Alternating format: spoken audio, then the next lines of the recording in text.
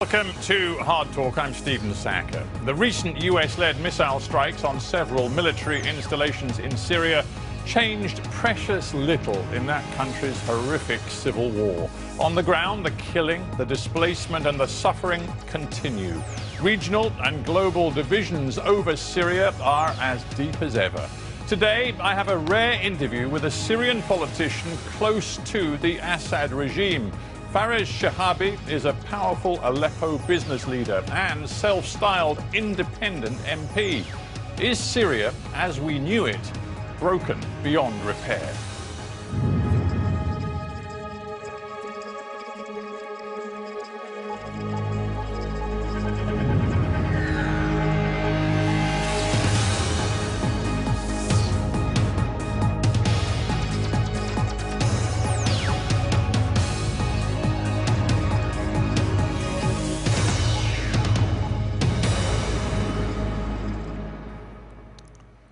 Fares Shehabi in Beirut today. Welcome to Hard Talk. How are you doing? I'm fine, thank you. Good. Well, I want to begin by asking you about something I heard you say just a few days ago. After those US-led missile strikes on those military bases in Syria, you described how Syrians came onto the streets of Damascus and indeed Aleppo as well, and you said they were chanting, they were singing, they were feeling victorious. And it is hard for me to understand how Syrians, in the current context of all that's happening in your country, can be celebrating and feeling victorious. Can you explain that to me? Well, the same feeling you had when Hitler was bombing you in World War II, and you were chanting on the streets with all this destruction and aggression becoming on your head, and you felt victorious, and also you felt like one country, and you kept yourself together in one piece, and that's what we're doing. And when you introduced me, I have one remark about this. I'm not close to any regime. I'm close to a state. I'm close to an army. I'm close to the people who elected me.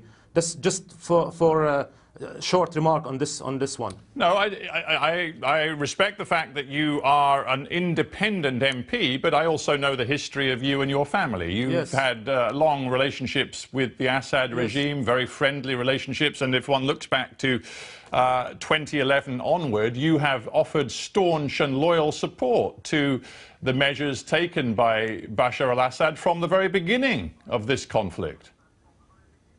Exactly, because we were threatened by jihadi terrorism. We've seen in our city Aleppo people from 100 nations. We've seen people from Central Asia. We've seen people from Northern Africa coming through the Turkish border, robbing our factories. We lost like 40,000 factories, destroying our historical sites, targeting our Christian, and other ethnic groups, Armenian groups in my city. Of course, we will ask for our army, which is a secular army, to protect us.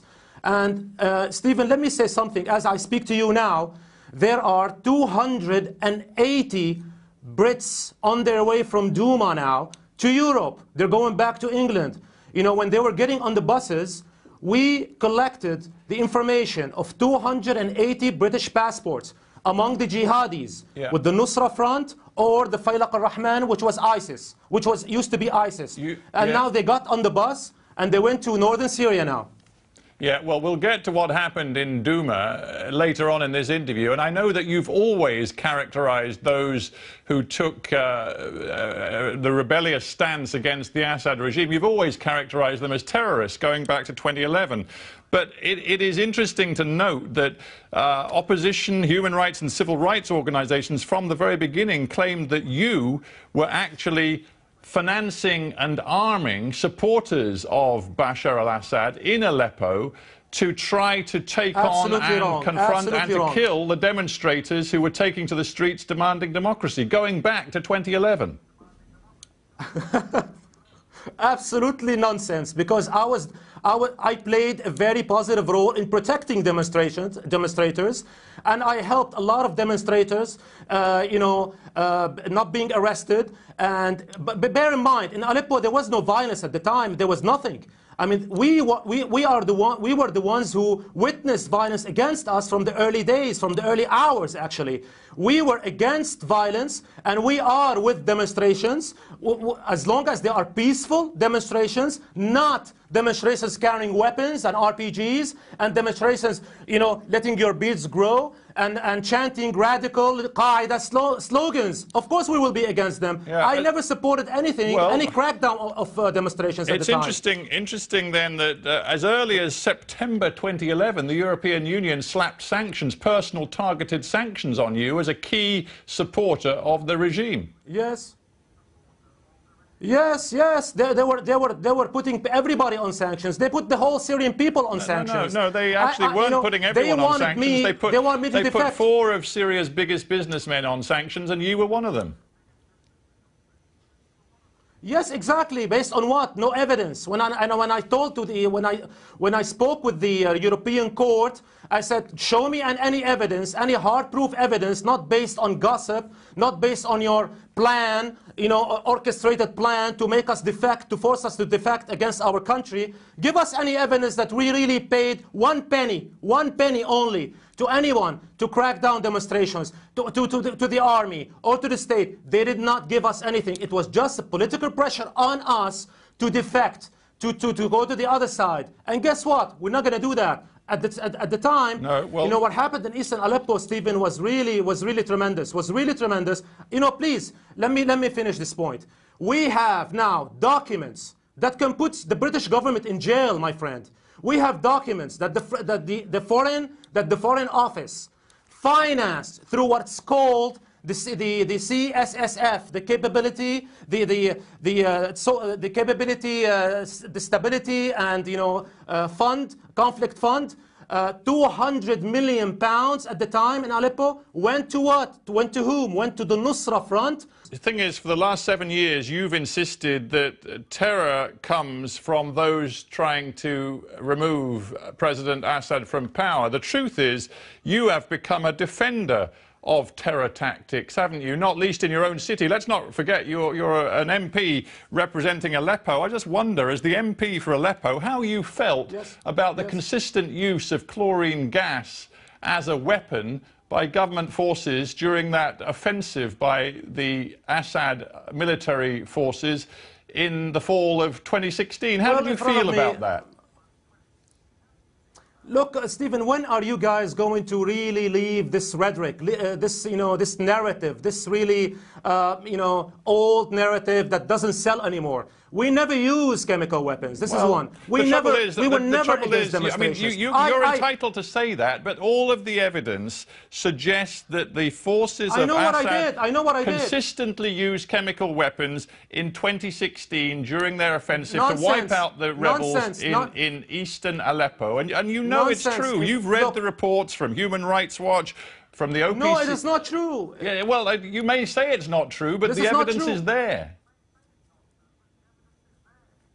The evidence is in front of me in the form of an OPCW, declaration that just a couple of months ago, my friend, in February 28, 2018, on talking about the same Jemaria and Barzi facilities that were just targeted, and they're saying exactly. Did not indicate, the analysis of samples taken during the inspections did not indicate the presence of scheduled chemicals in the samples, and the inspection team did not observe any activities inconsistent with obligations under the convention during the second round of inspections at the Barza and Jemaria facilities. This is one. Fares Shehabi, you're deliberately misunderstanding me. I'm saying the evidence is there on the ground in Aleppo. The OPCW has described more than 30 incidents between 2013 and now of chemical weapons used. Some of them clearly were in Aleppo, and the Human Rights Watch report, using extensive evidence from eyewitnesses, from photographs and from video, shows the pattern of chlorine attacks, shows they were closely coordinated with the overall military strategy of retaking Aleppo. Look. Look, we do not consider your white helmets fabricated videos as being credible, and a proof of what I said is just what happened in Duma when everybody said the star kid of the video, Hassan Diab, 11 years old, he said there was no chemical attack. The staff hospital said there was no chemical attack. Robert Fisk said there's no chemical attack. Pearson Sharp and other Western journalists went there and they said there was no chemical attack. Everybody's saying there was no chemical attack, but you choose to believe white helmets who are Al-Qaeda civil arm. I don't know why.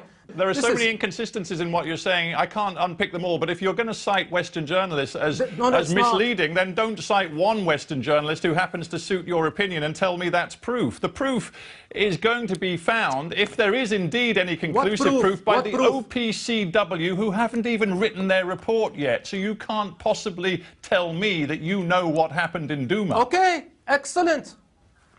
Excellent. No, actually, I can tell you what happened just 2 months ago in the same facilities. And I'm waiting for the OPCW report. And I can tell you what happened in eastern Aleppo, because we don't have chemical weapons. And how can we use chemical weapons on the population we're trying to liberate, one? When our troops are in the close proximity to, do we really have holy powers to protect, to really control the wind factor from all directions? This is Aleppo. It's a highly populated area. How could you use chemical weapons in a highly populated area? And bear in mind, Stephen, bear in mind, the first time chemical weapons were used, and we strongly believe they were used at the orders of some NATO countries, including Britain. They were used against our troops in 2013, and we submitted the claim to the Security Council in 2013, asking the Security Council to send an investigating team to Khan al-Asal in Aleppo, because we had 20+ soldiers were killed, plus many other civilians. And I went to the hospitals at the time. Yeah, hang on. I just want to make this point. I guess in the end, people watching this around the world have to make a judgment as to the credibility of people like you who are saying chemical weapons were never used in Aleppo, Duma, or anywhere else. And then all of the evidence I can cite on the other side of the fence, from the OPCW, from Human Rights Watch, from Amnesty International, from different independent human rights organizations and governments, including the French government, the British and the American, all of whom contradict you. People have to make a decision. But when they make that decision, they judge you on your character. You are the man who, during that siege of 2016 in Aleppo, responded to the tweets of a 7-year-old girl, the girl who was tweeting about the suffering of her community, describing the barrel bombs. Bana al-Abed wrote, "Dear Assad, dear Putin, one day you will stand in front of God to answer for why you killed my friends." And you responded to that tweet by saying this on Twitter: "It is better this little witch die before she starts with her sponsors World War III." Where's your humanity? Where's your compassion? Actually, Look. Where is your humanity when you use a 7-year-old girl and you give her a Twitter account and you abuse her and you make her like a puppet, an example, like you do with all of our kids, like you did with the kid Umran? Where was your humanity, the Western humanity, when you based lies on a kid named Umran and it turns out to be a big lie? And you do this the is same. Not a lie. We know Bana al-Abed. We know lie. her. She's been to meet President Erdogan in Turkey. She's been. Do you know her father? 300,000. Do you know her father? And you said, "Let this little witch die." Oh, really? Yes, you did. No, I didn't. I never said let this. Look. Yes, please. you did. It was a tweet, and you tried to delete it later, but you said it. Okay, excellent. I call her a victim. She's a victim of your wicked practices. And when I respond to her tweets, I'm responding to the tweets of the intelligence services that writes her tweets. Bana al-Abed does not know how to speak English. How can she write tweets in perfect English? Please, give me a break. When I talk to anything about Bana al-Abed, we lost kids. We lost 11,000 of our civilians in eastern Aleppo, in Aleppo actually. third of which were kids. I have friends who lost kids. Syria, we care about our Syria kids, has lost but you use our kids to make points. Syria has lost more than 500,000 people. Half of the entire country's population has had to flee its home. 5 or 6 million of them are now overseas, which brings me back to the point of you talking about victory and celebration and talking about the degree to which you think the government of Bashar al-Assad is going to restore the situation to one that you seem to believe can be just like it was before 2011. Do you seriously think that can happen in the context of the Syrian conflict? My friend, this is not the government of Bashar al-Assad. This is not the Assad regime. Stop demonizing. Stop using the same tactics you use in Iraq and Libya. We are sick of this tactic. Come up with a new tactic, please. This is the country of Syria. We are defending ourselves. When 2 million people, when 500,000 refugees from eastern Aleppo live in my neighborhood, in our neighborhoods, in the western parts of Aleppo, Mr. for Shahabi, 4.5 years, Mr. and you call 70%, but you're interrupting me. You are interrupting me, Stephen. You're missing you my want point. me to speak like your language? You're missing my point, I'm Mr. not. Shahabi. I'm not. Well, hang on. Look, let we me are finish not my defending point. a president. We are not defending a person. 11 million people, at least, from your country, pretty much half your country's population, has had to flee its home. So when you say to me, this isn't about Bashar al-Assad, it's about Syria, the Syrian people defending themselves, half of the Syrian people have been forced to flee their homes. Your country is ruined. This conflict has ruined your country. Ask the ones, listen to me, ask the ones who left. Why did they leave? And you will find that more than 90% of them left because they wanted to escape from jihadi terrorism that NATO supports. Please, when you have the Saudis and the Qataris, which are the most backward, radical regimes in the world, pouring money, pouring petrodollars and bringing 250,000 jihadi mercenaries to our country, this is what's going to happen to us. Exactly. I agree with you. We will have a huge tragedy. We will have big suffering. But at the end, we have to look at the causes. Look, we are saying we are with democratic elections. We want reform. We want drastic reform. We want improvement. We want liberty. We want democracy. But who's going to give us democracy? Jihadi radicalism going to give us democracy? Mr. Shahabi, who said we're not defending Assad? We are defending secular Syria. All right. And I'm sure you believe in the values of compassion and humanity. So let's get back to compassion and humanity. You've just told me that you believe 90% of those Syrians who've been forced to flee their homes did so because they were fearful of terror.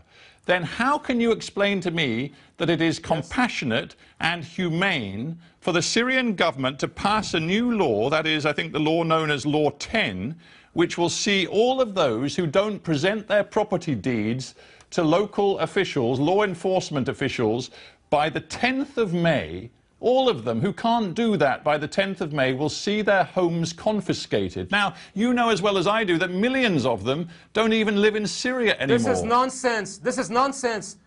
This is nonsense. I have many people, I have not heard of such law, and I'm a member of the parliament. You haven't heard of this law? We have my city itself. This is a law. No. I never heard of this law. This is a law which the Syrian government has enacted. Number 10. And by May 10th, all citizens are required. Nonsense. Well, absolutely nonsense. If Aleppo is peaceable now, stable, calm, and respectful, as you describe it, how many people who left eastern Ghouta have returned? Eastern Aleppo, rather, have returned? About 1 million. Have returned? About 1 million, and I wonder how come. Yes, I tell you, the eastern parts of Aleppo. Look. You see, I read an AP, an Associated Press description of Aleppo recently, which described how the eastern half of the city remains in ruins. And I confess I haven't been to Aleppo for a long time.